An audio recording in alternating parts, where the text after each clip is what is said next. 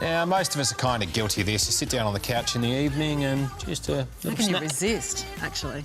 I'll have one now. Okay, right.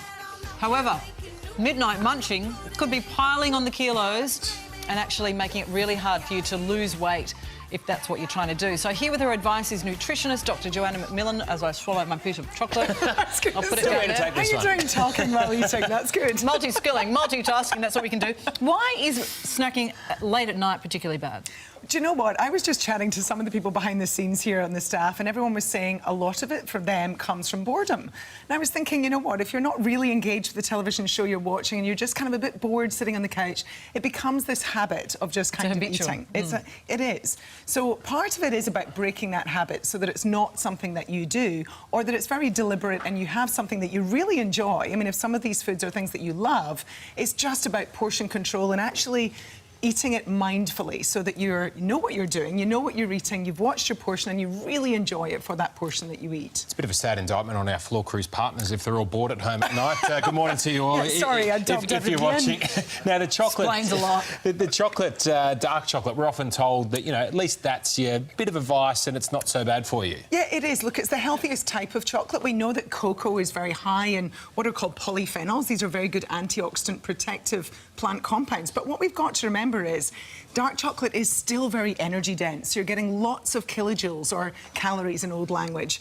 So you do still have to watch your portion size. So my top tip with the chocolate, because it's so easy to keep eating chocolate, and although dark chocolate is less easy to overeat than milk chocolate is, it's not quite so moreish, if you just watch your portion, take 2 or 3 squares and mix it with some fresh berries. So one piece of berry, one piece of chocolate. Exactly. It tastes delicious. They go really well together. They go well? But it helps you to reduce the energy density of what you're eating. There you go. Would recommend. So what should we be avoiding when it comes to snacking late at night? Yeah. Well, what I would... It's not just late at night, it's any time, is it? Well, really, it's any time. Yeah. But I think that snacking in front of the TV late at night is a really key problem for lots of people. So, look, you can either be hardcore and say kitchen is closed after dinner, or you can go for some of these healthier snacks, watch your portion size.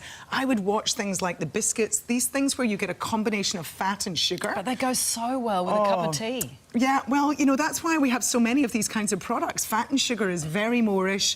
It fires up your brain to want more of those foods. Because it's true. If I put the kettle on, I seriously, instantly think, what biscuit will I have? Like, it's just, they go, it is the habit. It is a habit. It's a habit, and you've trained your brain to want that food as soon as you're in that situation. So what I would suggest is we've put some healthier things over here. Natural popcorn, so do watch out for the ones that are loaded with salt or sugar added to them. But natural popcorn actually counts as a whole grain, and it's really low kilojoules. So popcorn is actually a great thing to have if you use the fresh one. So either pop your own or make sure that you're buying one that doesn't have too many other additives. Okay. Good old Greek yogurt with berries. Yeah, I'll stick with the chocolate. Yeah, okay. Yeah, you know, make some healthy dips, so things like a salsa or a hummus or tzatziki, guacamole. These are all healthier dips. What's the unhealthy dip? And, well, all those really Cheesy creamy ones. Right. Yeah, ones that are loaded with cheese and cream and oils in them are not the ones you want to be having. So I always read the ingredients list to make sure I know exactly what I'm having, or make your own at home. And then they'll keep for a few days in the fridge. And then watch the crackers that you're having with them. So we've got some whole grain rice crackers here. Those are better in terms of reduced kilojoules, but remember, that doesn't mean you can eat the entire packet. They are still refined starch. You do want to be watching how much you eat. So portion still matters, even when you're eating healthy foods. Yep. And I don't know, are you guys ice cream fans? Yeah, with Milo sprinkled on top. Oh, right. And some ice magic. You and I need to talk. I know, but only every now and then. Oh, OK, well, yeah, So- there you go. So that's exactly what I was going to say. You stole my words there. With ice cream, I would say just make sure it's every now and again. OK. There are low fat, no sugar. They look like, oh, well, that's exactly my solution. Watch those kind of ones. Again, you drop your kilojoules, but you're still getting that habitual, I want something sweet. So no matter what type you go for, make sure it's a now and again. So, you know, I always say to my kids, they ask me for dessert every night, and every night I say, we don't eat dessert every night. And I think if you kind of build that habit into your family, then it's really, really helpful. Good advice.